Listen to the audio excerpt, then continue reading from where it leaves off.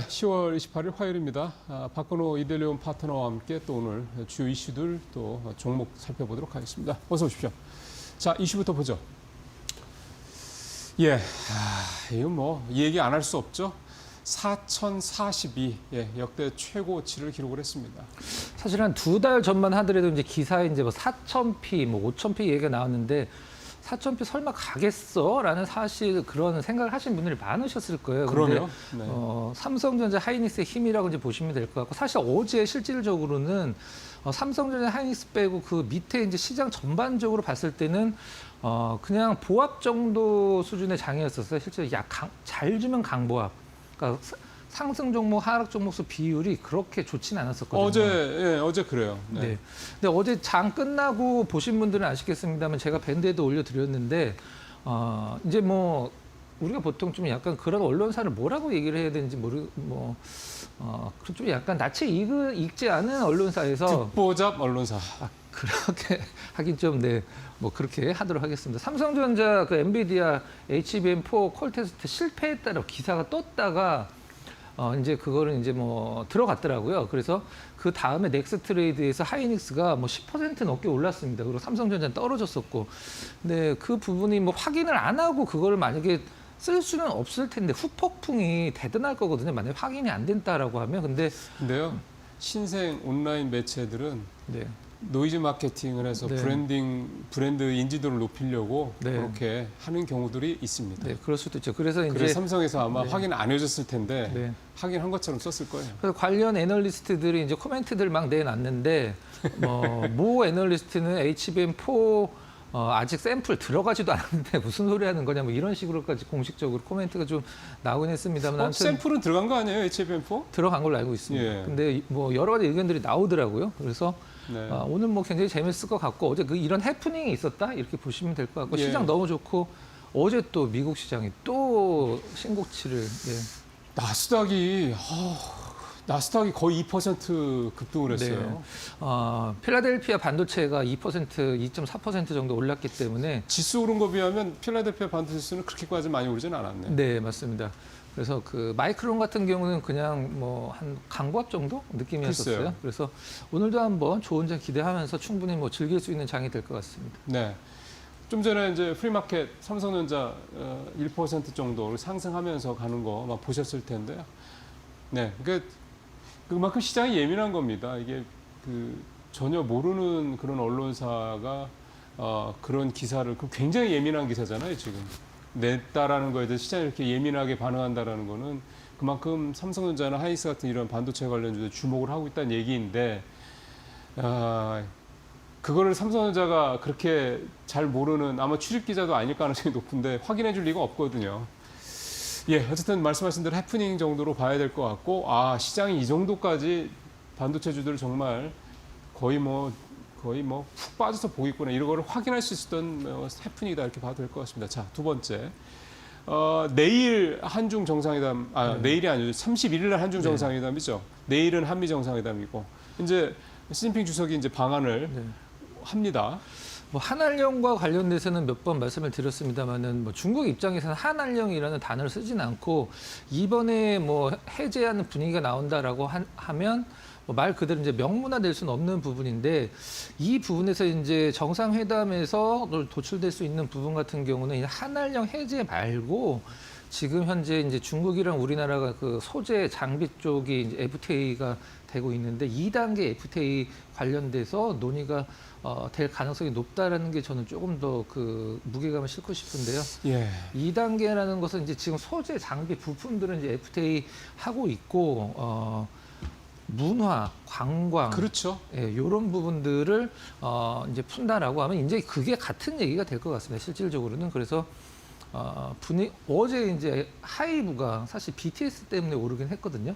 BTS가 월드 투어를 내년에 이제 뭐 한 65차례 정도 할 것이다라고 해서 이제 올랐는데, 이 부분은 이제 제가 봤을 때 큰 어떤 모멘텀은 없고, 그 모멘텀이 나오더라도 하루 정도 움직임이 나올 가능성이 높다고 보고 있습니다. 네. 수치가 좋아야죠. 네. 자, 삼성증권, 전자 다음은 삼성중공업. 삼성중공업이 어제 저는 삼성중공업 이렇게까지 급등했던 건 제 기억으로는 처음인 것 같아요. 조선사들 중에 제일 많이 올랐죠. 예. 근데 제목이 잘못 뽑혔습니다. 이건 물론 뭐 언론의 타이틀을 이제 따온 거긴 한데 삼성전자 다음은 나가 아니라 삼성중공업이 먼저라고 보셔도 됩니다. 더 많이 올랐습니다. 만약에 삼성전자 이렇게 오르고 삼성중공업이 이렇게 따라가는 느낌이 아니라 삼성중공업이 올해만 해도 뭐 100%가 훨씬 넘었기 때문에 증권사에서 최고가를 한 뭐 34,000원까지 좀 네, 지금 부르고 3만 원 넘었으니까요. 3만 원을 넘진 않았고 29,000원 정도 그래요? 수준입니다. 네. 제가 봤던 게 좀만 전에 프리마켓을 본 거였구나. 오늘 올라와서 3만 원 넘었더라고요. 그러니까 어떻게 보세요? 조선 3사, 4사라고 해야 되죠? 네. 현대, 현중, 그다음에 조선해양, 오션, 그다음에 중공업인데 사실은 제일 좀 차이가 좀 있었잖아요. 네. 하나오션 어제 나온 걸로 보도로는 이제 3분기 실적이 전년 대비해서 1000% 네, 넘게 1077% 근데 올랐더라고요. 별로 안 움직였습니다. 근데 주가는 그랬죠? 삼성중공업 같은 경우는 전년 대비해서 지금 한 90% 정도 좀 더 나올 거라고 얘기를 하고 있는데 앞으로를 좀 잘 보는 것 같아요. 그러니까 한 뭐 좀 작은 컨테이너선 말고 이제 삼성중공업이 잘하는 게 이제 FLNG라고 예. 거기에서 이제 수익이 굉장히 좀 많이 나올 거다. FLNG 같은 경우는 이제 바다에 띄워서 예. LNG를 이제 채굴도 하고 그다음에 정제도 하고 액화도 이제 시켜서 액화도 이제 하고. 배에다 딱 실는 이 작업을 해주는 데기 그 때문에. 부분이 이제 삼성중공업의 특기이기 때문에 네, 거기서 맞습니다. 영업이익이 잘 나올 거라고 얘기를 하고 있는데 올해 수주 목표치가 58억 원인데 지금 현재 한 58억 달러인데 지금 현재 45억 달러 정도 채운 상황입니다. 특히 이제 한미 협상 타결되고 지금 잘 아시는 것처럼 미국이 지금 LNG 개발을 엄청나게 세게 하고 있어서 LNG를 개발을 하려고 그러면은 뭐 개발도 개발입니다. 결국 뽑아낸 그 LNG를 그 가스를 이제 액화를 시켜서 그걸 이제 캐리어에다 실어야 되잖아요. 그거를 하는 작업을 하는 소위 말하는 LNG 그걸 뭐라 그럽니까? LNG 시설? 뭐라 그럽니까? 그 터미널? 플랜트, 네. 터미널 그런 거에도 또 삼성중공업이 또 역할을 할 수가 있기 때문에 또 그게 직접 육상에다 짓는 거는 시간도 많이 걸고 돈도 많이 드니까 해상에다 이렇게 띄운 거. 뭐 그런 부분들이 있어서는 어쨌든 그런 기대감도 좀 있는 것 같습니다. 그러니까 한화오션이나 현대중공업이 지금 사실은 방산 이슈가 더 큰 거잖아요. 네. 그럼 삼성중공업은 그거는 사실은 좀 적은 거고, 그죠? 미국 쪽에 어떤 뭐 조선사 하나 정도 이제 뭐 어떤 계약을 통해서 관계를 좀 맺을 거다라는 부분. 삼성중공업도? 네네. 그렇군요. 자, 중동 방산 시장 러우 전쟁으로 공백, K 방산 투자 기회. 이건 무슨 얘기입니까? 지금 방산주들이 사실 넥스원 빼고는 하나 에어로스페이스, 현대 로템이 고점 대비해서 그렇게 많이 밀려 있지는 않아요. 한 몇 프로 정도 수준입니다. 네, 별로 안 근데 떨어졌어요. 안 올라가서 이제 거의 안 떨어졌다고 보시면 될 것 같아요. 올라가진 않고 있는데 옆으로 이제 횡보하고 있는데 그렇죠. 요거를 증권사에서 이거를 이제 어떤 굉장히 좀 심도 있게 좀 약간 의견을 좀 내놨더라고요. 그래서 그 부분을 한번 좀 첫 번째 이슈 그래요. 다뤄보도록 하겠습니다. 좋습니다. 자, 마지막으로 관세지가 멈춘 자동차주 4,000P 레이스 볼탈까. 사실은 현대차가 최근에 한미 관세 협상 좀 긍정적인 얘기들이 많이 나오면서 꽤 오르긴 했어요. 현대차 네. 관련주들이. 어떻게 보세요? 자동차주들. 오른 다음에 최근에는 좀 약간 옆으로 횡보하고 있는 예. 기간 조정을 주고 있는 상황인데 15% 관세가 굳어진다라고 하면 현대차는 한 3조 5천억, 그다음에 2천억, 그다음에 기아자동차는 2조 원 정도가 이제 추가로 비용이 발생한다라고 이제 분석 보고서가 나와 있는데 엄밀히 얘기를 하면 이제 그때도 말씀드리긴 했습니다만 유럽이랑 일본 같은 경우는 12.5가 오르는 거고 네, 우리는 네. 15가 오르는 거기 때문에 그렇죠. 불리한 입장인 건 맞긴 합니다. 불리한 입장인 맞긴 한데 글쎄요, 좀 지켜보긴 해야 될 것 같습니다. 아직 이제 시장에서 관세가 어떻게 될지 모르기 때문에 분석 자료를 내놓기가 거의 불가능하다. 이런 의견이 저는 가장 맞다라고 생각을 하고 그러면 있는데. 10%포인트면 엄청난 건데. 네, 그래서 일단 뭐 다른 일본이나 미국 자동차들과 경쟁에서는 15%가 되더라도 일단 불리한 입장입니다. 불리한 입장이고 앞으로 현대 자동차가 근데 지금 가장 좋은 것은 관세를 지금 상쇄시키고 있는 게 환율이 지금 관세를 그렇죠. 상쇄시키고 있는 환율이 상황이에요. 계속 좀 오르니까. 네, 그 부분은 상당히 그 관세에 대한 어떤 그 영향을 계속적으로 좀 낮추는 게 지금 환율인데 조금 더 이거는 사실 코멘트 치기가 좀 약간 힘들 것 네. 같습니다. 지켜봐야 될 것 네. 같습니다. 사실은 특히 북미 시장 같은 경우는 우리도 그렇지만 일본도 현지 생산이 많아서요. 환율 효과가 뭐 그렇게 아직 장기간 크게 있을까 싶은 생각도 들긴 하는데 특히 좀 현대차 같은 경우는 지난번에 조지아 네. 그 공장 완공하면서 북미 쪽 생산 비중 훨씬 늘리고 있고 예 사실은 이사님 파트너님 그 표현이 맞는 것 같습니다. 지금 상황에서는 섣불리 뭔가 전망을 한다라는 거는 그리고 그동안의 주가가 관세 협상 기대감 때문에 올랐던 거는 그동안에 워낙 좀 주가가 낮게 눌려 있었기 때문에 그거가 회복되는 정도로 좀 봐야 되는 거고요. 자, 첫 번째 이슈 방산주 얘기 좀 오래간만에 한번 해보죠. 지금 우리가 조방원이라고 우리가 보통 불렸던 것들 중에 지금 가장 좀 약간 잊혀지고 있는 듯한 느낌이 바로 이제 방산인 것 같아요. 그렇죠. 조선은 이미 떴고 원전도 괜찮았고 네. 전력도 계속 좋거든요. 네. 방산이 제일 약한 맞아요. 이건 이제 특정 증권사에서 이제 어떤 뭐라 그래야 될까요? 오프라인으로 이제 무엇을 하면서 굉장히 이게 우리나라에 기회가 될 것이다. 중동 쪽을 이제 지금 상당히 보고 있는 상황인데. 아, 어제 하나자산운용 발표한 그 얘기구나. 네네. 한번 좀 보도록 하겠습니다. 과거에는 사우디나 아랍에미레이트 등이 이제 미국이나 프랑스 서방 업체가 이제 우위였었는데 실질적으로는 자주포 같은 경우는 한화가 들어가는 있습니다. 한화랑 미국, 이제 중동 쪽은 자주포는 우리나라랑 그다음에 미국, 그다음에 탱크, 보통 전차라고 얘기하는 부분은 우리나라가 지금 거의 없는 상황이에요. 미국이랑 프랑스 위주로 지금 이제 전차가 이루어져 있는데 그 부분을 이제 파고들 수 있다라는 부분인데. 한번 좀 살펴보면 일단 중동에서 지금 필요한 어떤 물량을 한번 보면 전차 같은 경우는 760대, 장갑차도 760대, 자주포 163문 등이 지금 교체 수요가 이제 다다른 상황이다라고 보시면 될 것 같은데 이게 바로 이제 우리가 유럽 쪽에서 지금 우리나라가 굉장히 방산이 컸다라고 하면 이제 유럽보다 지금 중동이 더 큰 시장이다. 그래서 어떤 실적이나 이런 부분에 앞으로 훨씬 더 좋아질 것이다라고 얘기를 하고 있는 부분이고요. 사우디 이제 방위 장비 교체 예산 규모가 지금 이제 35조 원 정도 된다고 합니다. 굉장히 많은 거죠. 사실 폴란드랑 비교를 할 수가 없는 상황이죠. 그러면 네. 그다음에 스톡홀름 국제평화연구소 연구 자료에 따르면은 이제 이게 지금 우리나라 방산주들이 정말 뭐 10배거 이상 나오고 있는 상황이 바로 이거죠.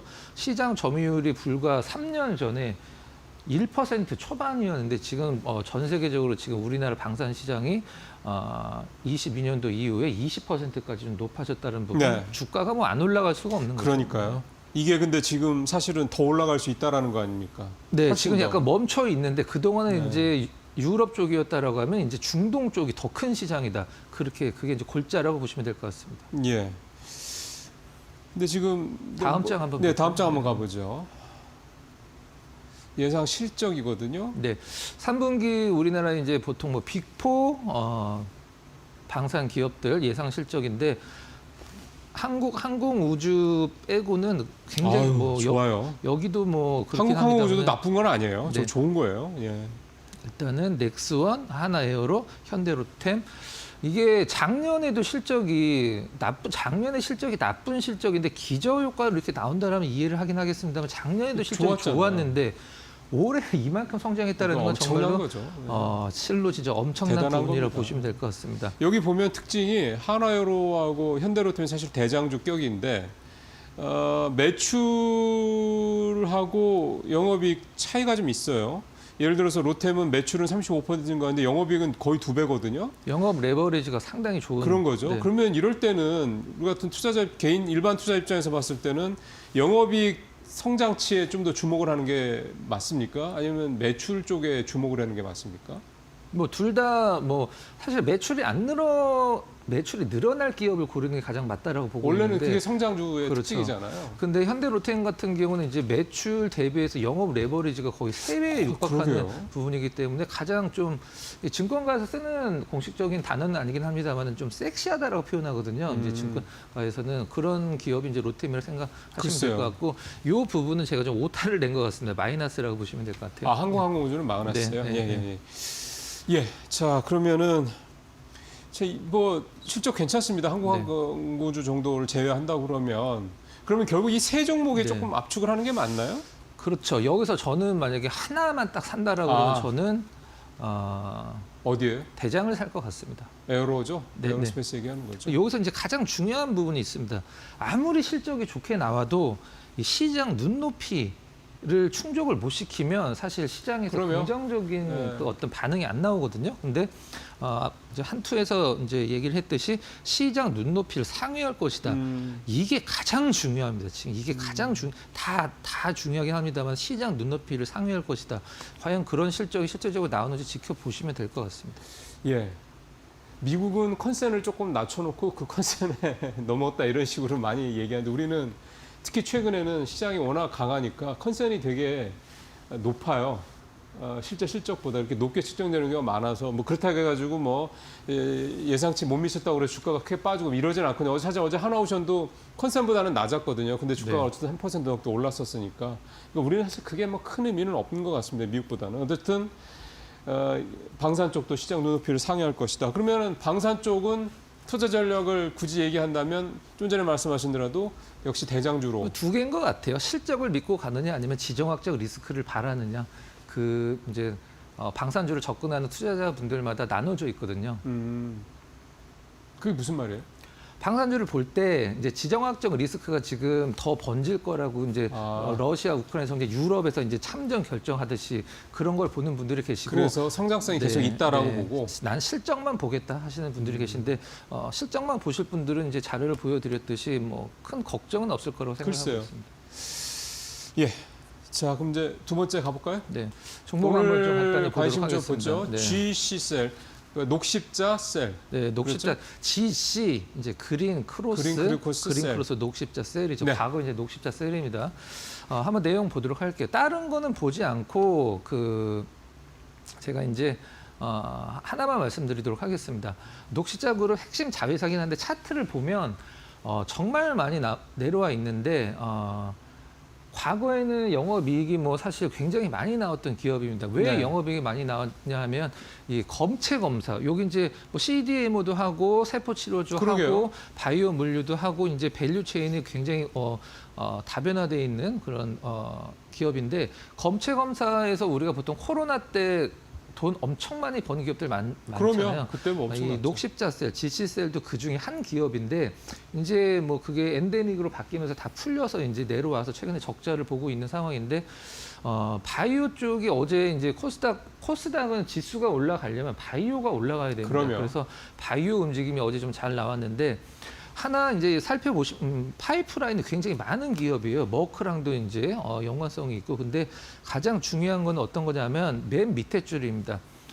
이제 미국 관계에서 이제 아티바 그 낙스닥에 상장한 아티바가 FDA 이제 패스트 트랙 받으면서 얼마 전에 초급등이 나왔어요. 네. 근데 거기서 요즘은 좀 약간 횡보를 하고 있는데 이 아티바 행보와 관련돼서 이 GC셀, 녹십자셀이 좀 관심을 받을 가능성이 높아서 네. 말씀드렸고 뭐 파이프라인 한두 개가 아니기 때문에 앞으로 하나씩만 좀 연결이 되더라도 지금 좀 글쎄요. 초바닥권이라 관심 있게 보시면 될 것 같습니다. 예. 게다가 최근에 어제 그랬습니다. 바이오주들이 조금 움직이고 있는 모습도 있어서 네, 맞습니다. 시적으로도 시간적으로도 시점상으로도 좀 괜찮은 것 같습니다. 차트 한번 보죠. 차트만 보죠. 좀 약간 길게 보기 위해서 주봉으로 좀 준비를 해왔고요. 아이고. 저 위쪽으로 훨씬 더 많이 위에 올라가 있습니다. 이게 지금 2022년 12월인데 말씀하신 팬데믹 때 생각하면 이만큼일 거니까 저 위에 더 그러면 있습니다. 다 저 위에 네. 있겠네. 그래서 최근에 이제 올해 한 5월달, 3월달서부터 횡보하다가 이렇게 좀 약간 원형 바닥형을 좀 만들고 있는 상황이거든요. 그러게요. 어제 한 12% 올라서 단기 급등이라고 볼 수도 있긴 합니다만은 바닥권을 탈피하는 느낌, 그 다음에 코스닥 쪽에서의 바이오 쪽의 어떤 분위기 개선, 요걸 이제 염두에 두시고 예. 저게 살짝 쌍바닥 느낌도 나고 그냥 네. 원바닥 느낌도 나고 사실 조금 그런데 만약 쌍바닥이라면은 뭐 확실한 반등의 포인트인 것 같기도 하고 원바닥이라도 모양이 되게 이게 좀 라운드 형태로 딱 이렇게 바닥 찍고 올라가는 모습이 나타나는 이번 주가 상당히 중요한 주겠군요. 네. 좀 주봉상으로 봤을 때. 네, 참고만 하시고요. 바이오는 이게 부침이 굉장히 심하기 맞아요. 때문에 일단은 이거 한번 보십시오. 이렇게. 네. 배짱이 없는 분들은 바이오로 큰 수익을 내기가 힘듭니다. 그래서 네. 배짱 있는 분들은 바이오 쪽에 좀 최근에 코스닥 분위기를 따라서 한번 뭐 GC셀뿐만이 아니라 뭐 다른 바이오 종목군들 한번 지켜보시면 좋은 전략이 될 거라고 생각을 하고 있습니다. 네. 워렌 버핏식으로 얘기를 하면 잘 이해 안 가면 차라리 안 하시는 게 나을 수도 있는 이게 지금 말씀하신 대로 변동성도 워낙 크고요. 자, 오늘도 박 파트너님과 말씀 잘 들었습니다. 고맙습니다.